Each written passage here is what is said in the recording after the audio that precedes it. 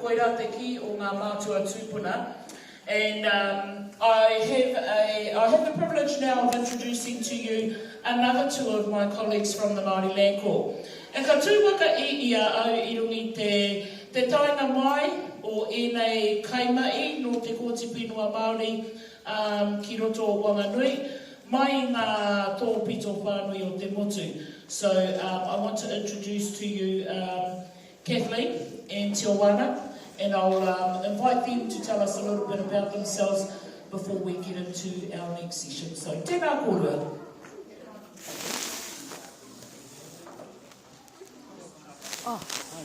Ai whai Gloria, hareruia honore ki ai I hoa ngā mano matua tamawai ma tapu me ngāre roko me te māngai.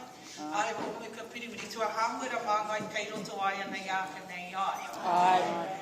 Tēnā koutou. Tēnā koutou. I'm joined today by my colleague, or with my colleague, Catherine Toto, who's travelled all the way from the rohe a Piriwiritua. E mōhio ana koutou ngā koutou mā no rātana pā, e mōhio ana I tēnā momo reo. So she's travelled all the way from the Taitokero to join us here today. And I've travelled from the rohe of Hāmuera, from Tūranga Nui Kiwa to be here today as representatives of the Māori Land Corps alongside my colleagues that have come forward. So, just want to acknowledge Antirangi Māori and Jackie, kei Wainganui a tātou, ngā āwhina o te hāhi rātana, a rātana pā, because one part of me is from the Taitokero, from Kaikohe, and the other part of me is from Rātanapa. And so it's quite a precious moment to stand up inside of the rohe o a tātou tūpuna nei. So I just want to acknowledge all of those that are in here today, those that have organised this hui, in order that we're able to speak and bring forward the messages of the Māori Land Court. So our presentation today is going to be on...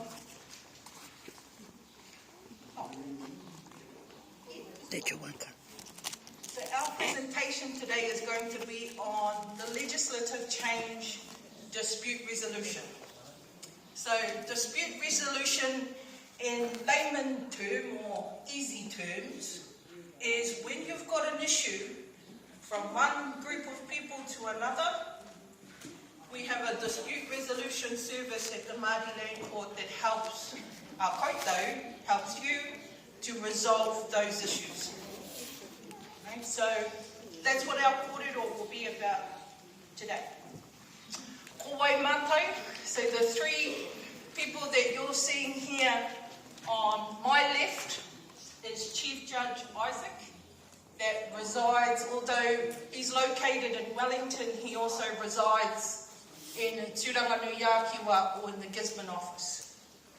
On the far right is Deputy Chief Judge Fox, Karen Fox, who's done years of mahi like Judge Isaac, done years of mahi in the Waitangi Tribunal.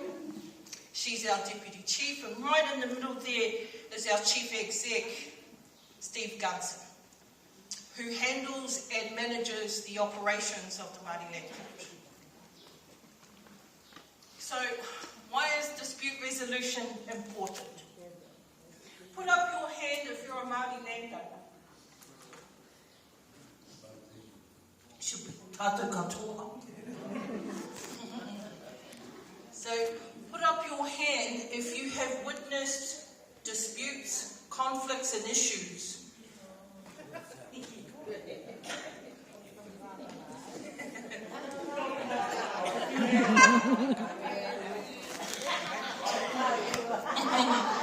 So they can, in many ways they can be inevitable. In many ways they can be inevitable. There is always going to be miscommunication. There's always going to be a misalignment of objectives, purpose, principles, beliefs, values. It's not uncommon. So the dispute resolution is important for us because those issues and disputes among Maori can break relationships. And when you break relationships, what you saw in our previous presentation was about trusteeship. When you break relationships that can last for generations. So this dispute resolution service for our koutou, for you, can be a real relief. I'm not saying it's the answer, whānau, because you hold that answer, but it's certainly a way forward. From a Māori land perspective, issues and disputes can impact on the capacity and capability of owners and trustees and the relationship between the two. So I'll put it in another way.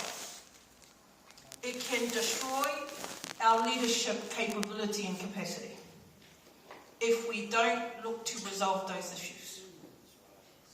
So our mediation is a free service. I don't know how long it will remain free, but I'm just noting. It is delivered in a flexible out-of-court process that is facilitated by a mediator.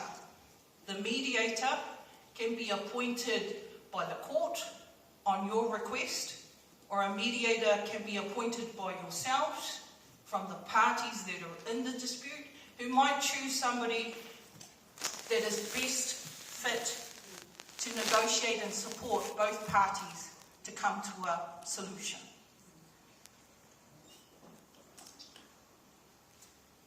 So it's really important to know that mediation at the Māori Land Court as a service is voluntary. So if you wanted to put an application in because you had a dispute with another trustee, for example, in your land trust, unless that other trustee voluntarily says, yes, I'm happy to be inside a dispute resolution process or mediation, then the mediation won't go forward. So it's incumbent on you, it's important for you to actually know that you have to do some talking before we get to mediation. Okay? You have to be able to enable or encourage or inspire the other party to come to the table to discuss the matters at hand. Sometimes we're good at it, sometimes we're not that great at it. Sometimes the other party can just be inspired to come along to that table because by kare they've got something to say. And kapai. Kapai. So disputes can be, or dispute resolution process or service can be referred to us as case managers by the court themselves. So a judge, inside of a live application that's on the judge's table or in the judge's court, can easily turn around and say, actually, how would it be for the two parties that are arguing inside of my court? How would it be for the two of you to go through a dispute resolution process where you can mediate some of this with an independent facilitator or mediator? If the parties agree, and this is just an example, whānau, but if the parties agree, then the judge can then say, well, I will direct for this to occur. Does that make sense? Okay, great. Excellent. The next part of it is to appoint a mediator. I think we talked a little bit about it just beforehand. So the parties to a dispute may appoint the mediator by agreement. However, the mediator must be approved by the chief, right, by the chief executive. So it's quite important to know that if you are in a dispute resolution process, or what we also call a mediation, if you are inside one, then you have the right to say, actually, I want to put somebody forward as a mediator. No matter who you might put forward, they have to be approved by the chief executive in order to be a mediator. Now we're still figuring out the service, whānau, so I won't give you the illusion that we have a perfect service. But what I will say is that we have committed staff, committed committed people who want to help our whānau. And so they'll do as much as they can in order to support you. So if the parties don't agree on a mediator, the judge or a registrar can refer the dispute to mediation, must appoint a mediator. Okay, so that'll come back down to the judge and or registrar. A judge himself may act as a mediator, and in the cases that I've been privileged to be inside of, a judge has been the mediator. Yep. So the conduct of the mediation, parties and their representatives may attend, or any other person approved by the judge, registrar or mediator. So we can have two sets of parties, right? One applicant and the person that they're in a dispute with. These two can actually talk, speak to their case managers and say, look, I want my mum in there, I want my cousin in there, I want my pastor in there, right? They might need support. So it is up to the judge, the registrar, or the mediator to approve those other parties for coming into the hui. Mediation will be run by the mediator, and it will be either structured or unstructured. So what's really important to know with this mediation service or dispute resolution service is that we call it in the Māori land called tikanga based. Right, so tikanga based is for those that, because this kind of confused me at first, because I was like, well, what kind of tikanga? Who's tikanga? So what's really important to know is that the parties that are involved in a dispute are those that are helping to shape the tikanga. It's your word that's helping to shape the tikanga of the hui. Right? And the judge sits in between these two parties to mediate and give more structure to that tikanga. It may not be clear to you right now, but so what it looks like at the end of a process is it can come out as a settlement or a resolution. Right? The things that I intend to follow through on. A successful and unsuccessful mediation, so there's two kinds. There are successful ones and unsuccessful ones. There's no other kind. So a successful mediation, it will be recorded. The resolution will be recorded, like I was just saying before. The things or the terms or the settlement that you intend to agree upon. The judge may make the order that includes the terms of the resolution. If the resolution complies with the law or tikanga of the whānau or hapu. Unsuccessful mediation, any party may apply to the court to refer some or all of the unresolved issues or conflicts to a mediator, or hear and determine some or all of the unresolved issues on referring the issues to a mediator. So if you have an unsuccessful mediation and it's your wish that that continues forward, right, into a new mediation with a new mediator, or the same mediator, the same rules will always apply. The parties still have to agree to be a part of that mediation. Right? But it can continue forward if you wish. Other matters. So, it's important to know that written and oral material presented at a mediation must be kept confidential by the mediator. So your matters, your tikanga, your settlement agreements, your disclosures, the things you're sharing inside of that hui, they are confidential. Unless you say otherwise. Unless you say to us, actually, I don't need my information to be confidential. Unless you direct us otherwise.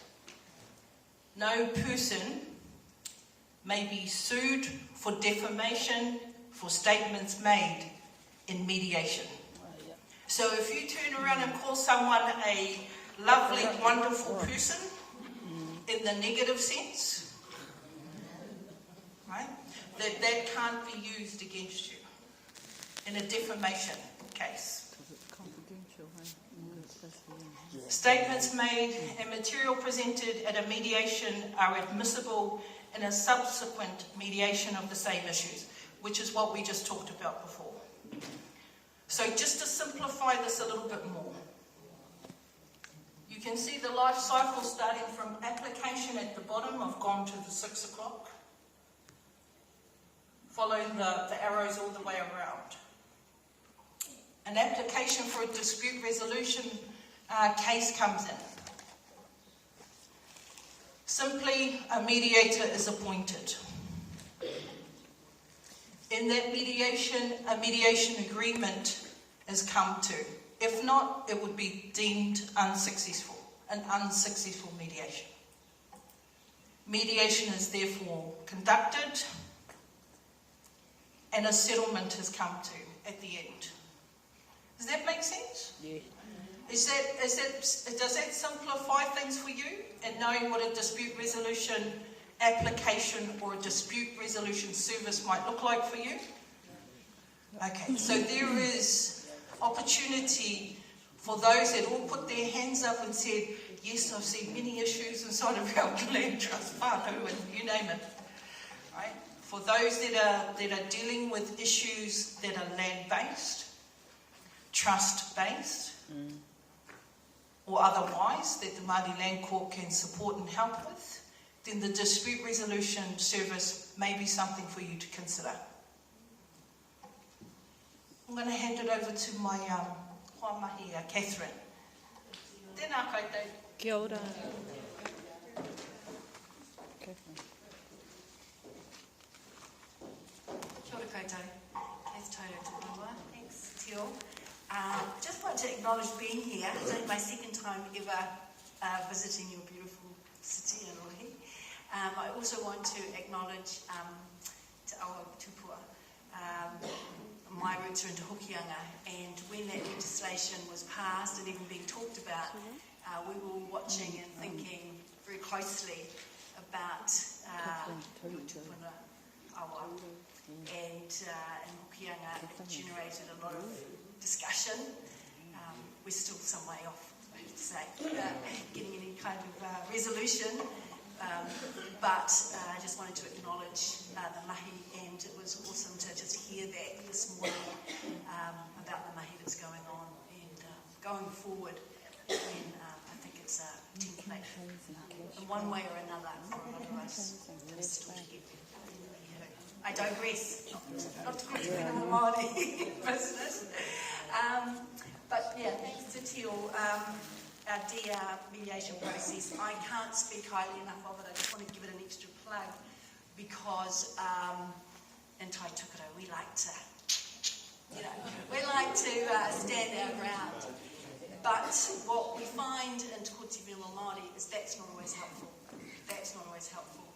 So it's been a real, for me, it's been a real bonus having this new legislation. We've had a whole suite of new legislation come in, and this part to me is the golden ticket, because so much of our whenua is hamstrung because we don't agree, and so nothing happens for years.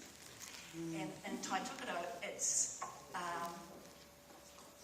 maybe starting to inch. That's a big part of my mahi up there. A big part of our mahi as Pai Manawa is to be into our community and find out why is this not going forward. Why are some of the things that you've talked about for the last 7 years not moved?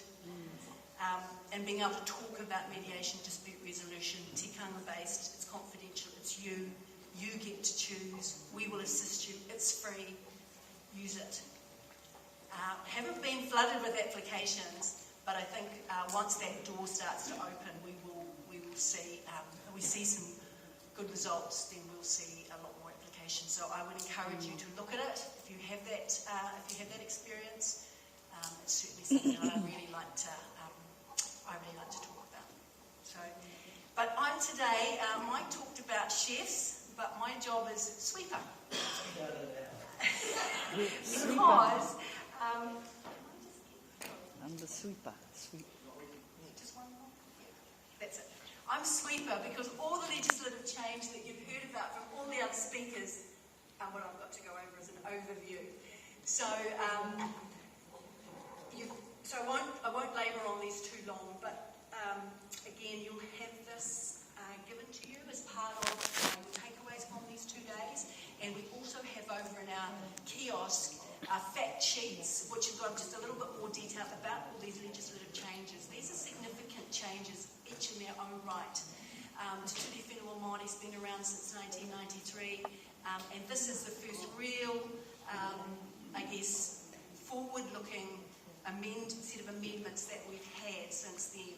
So I would really, from our point of view, it's something that we want to keep promoting. It came in on Waitangi Day last year. Of course, COVID has interrupted a lot of things, so in Te Whenua we're under the pump with applications and people are wanting to get on and get things done. But coming back to advising you about these legislative changes has been a big part of our mahi. So I wanted to just touch on them again. You've heard, as I say, the speakers talk about succession applications, for example, and now you can have an uncontested application. If it's straightforward and simple, equal to equal shares, perhaps a previous application or succession that's some more shares have been found, it's probably going to be able to be dealt with in a shorter period of time without a court hearing. So have a look at that, see if you can fit into that criteria. Again, lifetime interest. That's a game changer, because instead of successors having to wait for a spouse or partner, no disrespect, to forego that right one way or another, those successors are now able to take an active role in their whenua Māori, be shareholders. We've heard about our dispute resolution service. I would like to say, I'd like to put money on it, that in 2 or 3 years' time we will really see that take off, and that will move things significantly. So again, please have a think about that if it's something that you think will work in your situation. Occupation orders. A beneficiary of the whānau trust can now apply for an occupation order. Previously it wasn't that clear cut that could be done. There's a big emphasis, as you know, on housing. We're going to talk about that a bit more tomorrow, so we'll talk a bit more about those occupation order changes. Papakainga housing. On reservations, you could have housing or a lease or a licence for any more than 14 years. That restriction's been removed to encourage papakainga housing on Māori reservations. Significant change. Trust applications. Again, if it's a simple trust application, whānau trust application, then it can be dealt with without a court hearing.